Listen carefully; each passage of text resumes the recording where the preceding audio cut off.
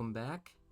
As I said in my previous video, this is going to be the SmackDown side of SummerSlam, so the SmackDown after SummerSlam and the reactions to all the SmackDown matches on the SummerSlam card. The same thing as the Raw one, where I'm going to be doing it in terms of worst to best, and I think that the Nia Jax and Bayley match was definitely the worst match of the night on the SmackDown side of things. Truthfully, I thought this match was probably going to be the worst match, period. I did not expect the Sami Zayn and Braun Breaker one to take that place. But yeah, we all saw how that match went. But with this Bayley Nia Jax one, this one actually ended up getting a good amount of time, and this match actually kind of delivered. I was decently surprised with how good this match actually was. I mean, this match, I wouldn't say it was as good as the Rhea Liv match, but it definitely comes close in my opinion. It definitely comes close as in terms of in-ring work. And that's all this match really was. This match again had a little to no feud, but they did a really good job at making Nia look like a credible winner, and she actually was the winner. So that, I think it was her time to become champ, and I am really proud of her because if you have all heard her story, I'm assuming you have, she's been fired from WWE in the past because she wasn't a safe worker. And so to come back and become champion and whatnot, and them to actually use it in the storyline, Bayley actually alluded to that beforehand, which kind of made things a lot more tense. So that definitely added to the story.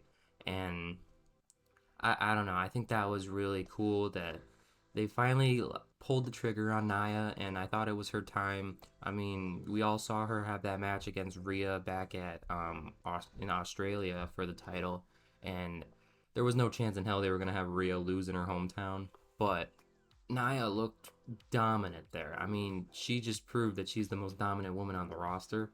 So it's like, in terms of strength and physicality, Nia is the best, like the most dominant person there. I mean, she took the legit, probably best champ WWE's had in a while to the limits like that, and she did the same thing with Bayley. I mean, at the end, we had it where Tiffy time came out and she tried to cash in or whatever, and then they are playing it off as if it was a part of the plan and whatnot, where Tiffy was supposed to come out, distract Bayley, making her think that she was gonna get cashed in on, when in reality she just came out there to distract her, allowing Nia to take advantage, and then she did two annihilators in the corner, and that's where she ended up winning the match. Um, Again, I don't have any complaints with this match. I thought this match delivered. They actually had Tiffany Stratton come out with the briefcase. I thought that was a good little thing they added, because it's like sometimes they don't do things like that where they have the Money in the Bank winner not come out, even though she's been teasing at it for a few weeks prior to the actual match itself, and then they capitalized on it and had her come out even though she didn't cash in and was there for the, a ruse or whatnot, trying to distract Bayley. But I thought it was done well. I would love to see where this goes in the future, because obviously I don't think Tiffany Stratton and Nia Jax stay friends for long, because Stratton's going to probably end up cashing in on Nia whenever Nia looks down and out. And that's going to probably start a new feud between the two of them, and that's going to be a good feud because, yeah, I mean, the probably the most over woman on the SmackDown roster outside of maybe Bayley, and Tiffany Stratton versus the probably biggest heel on SmackDown and Nia. That'll be good. That will be really good. So we'll see how that goes. But overall, I'll give this match a thumbs up. I thought it delivered in what it was, and I'm glad that Nia finally got her opportunity to be champion. Moving on to the very controversial Logan Paul and LA Knight match. I'm sorry, but I hate to break it to y'all, Logan Paul is one of the best in-ring performers I have ever seen. This man, he started like wrestling like maybe 3 years ago, and he's already one of the best performers they have. I mean, you see a lot of Shawn Michaels in him, and of course Shawn Michaels is the one who trained him.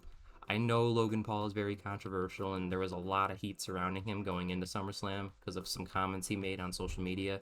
I'm not going to get into that. I'm not going to share my opinions on that, because that's just not, this is not the place for that. This is just a place about wrestling. It has nothing to do with stuff like that. So I'm not, and I really would prefer you guys to not comment about that stuff in the comment section.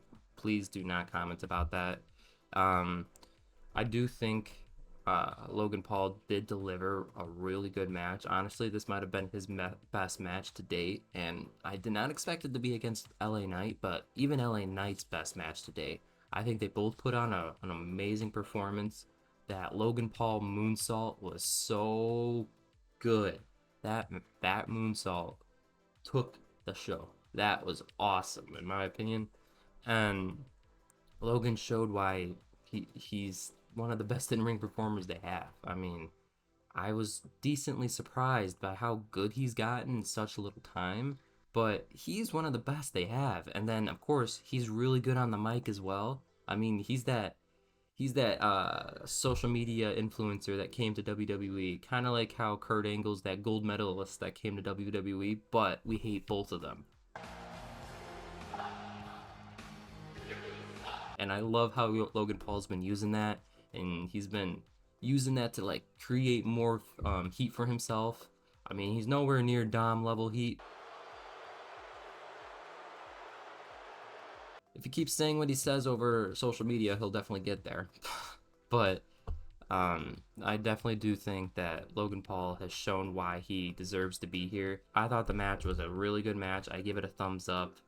It delivered in what it was supposed to, and that was basically to give LA Knight his first title. And what a first title to have. I mean, the SmackDown after, we just saw him basically show why he's like, you know, he deserves the title. Why the title looks so good on him. I can't wait to see what he does. I think the title should be on him for a good while, maybe up until WrestleMania, I would say. I think he should hold it for a while, kind of like how Logan did, but not do what Logan did, where he only had 2 defenses leading up to SummerSlam. The mid-card title should be the title that's defended the most. It should not be the world title, and the world title should be defended on every pay-per-view. And the LA Knight, the United States champion now, he should defend this whenever he can, like even on SmackDowns. I mean, this should be the main event of SmackDown some nights. I mean, my opinion, SmackDown, oh, they had some problems for a few months here, but then I'll get into the person who just returned. That was great. So happy he's back. But going back to LA Knight and Logan Paul, I definitely do think that this match delivered in what it was supposed to be, and I have no complaints. LA Knight just showed why he's on top of the world, and I am really, really proud of him. He's an older wrestler, but at the same time, he is one of the more popular ones, and took me a while to understand why he's so popular. But then after really listening to him on the mic, yeah, this man knows how to cut awesome promos. He's very quick-witted on the mic, and that's what makes you a good mic worker, is when you're quick with it.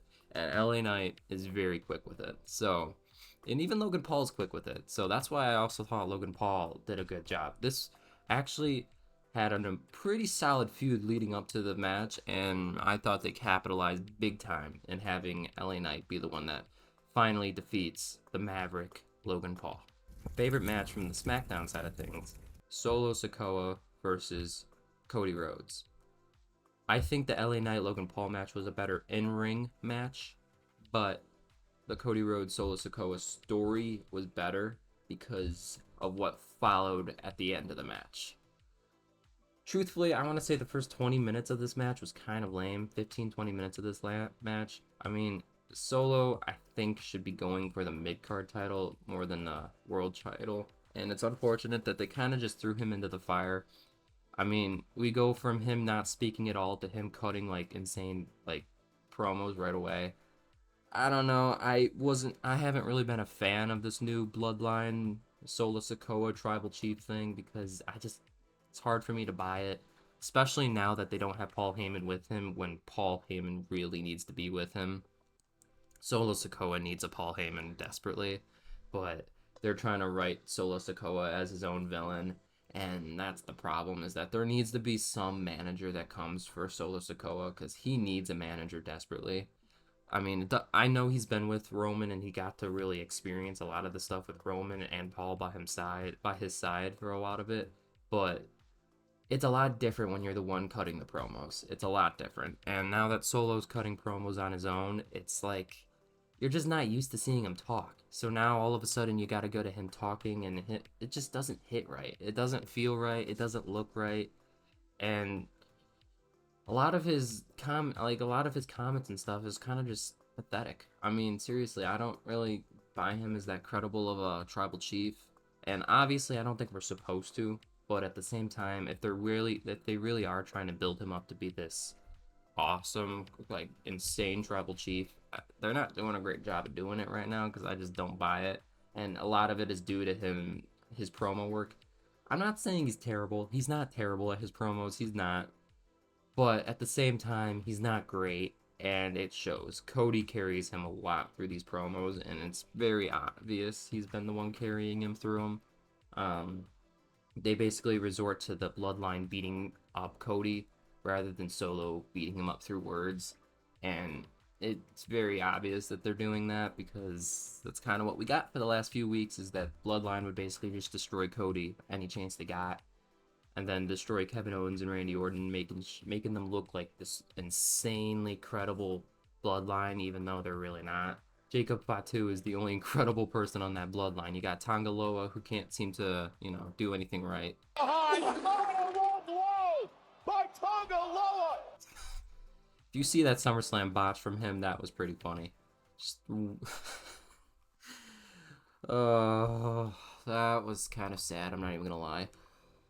Oh, what was he doing? I don't know. But going to the Roman Reigns return at the end, I thought that was done so well because you didn't expect him to return at that exact moment. You thought Fatu or something was going to happen prior and he was going to come out to save Cody, but both men were down and out, and obviously Jacob Fatu got injured, it looks like.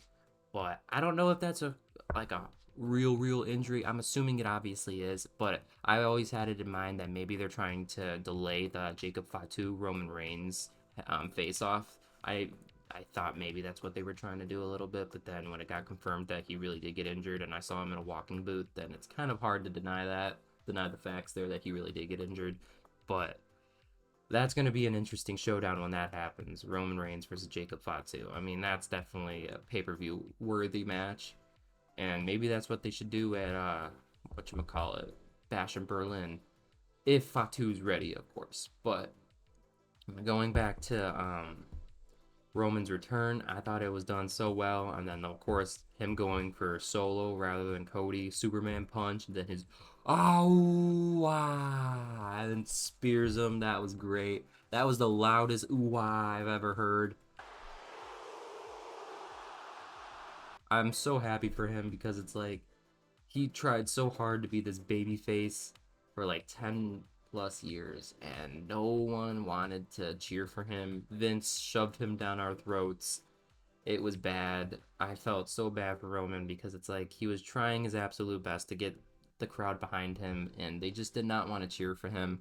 But now since he turned heel and kind of just accepted the heat, fans started to like him a lot more, and that's obviously where we got Tribal Chief, and now we're getting the OTC, and it I felt so happy for him when I heard the fans really cheering for him because obviously Roman is the face of the company. It's obvious he is, and you heard it on Saturday night. You heard it. He was easily the biggest pop of the night, and he's obviously pulling in a lot of social media attraction. This man really it has personified what this new era is like, what this like last few years have been about. It's all been really about Roman Reigns and his bloodline, and seeing him finally turn face and fans cheering his face turn, it looked really cool to me. It was really it hit right in the heart. It really did. And I'm happy for him. Now that we have the face of SmackDown back, making SmackDown actually watchable again. Gosh, SmackDown had some months there where it was just hard to watch. But now that Roman's back and it's seeming like he's gonna try to pick up a full time schedule, more or less. It looks like he's trying to pick up a lot more shows than he used to, so that's gonna be good to see. And hopefully next week he is scheduled for next week's SmackDown that we'll be able to see him talk again. You know, this week's SmackDown, we only saw him come out and takes like basically beat up the New Bloodline, but which that was awesome too. And then Tongaloa taking the beating like a champ, that was great. But we even saw Solo backing up and basically allowing his bloodline to get beaten up like that.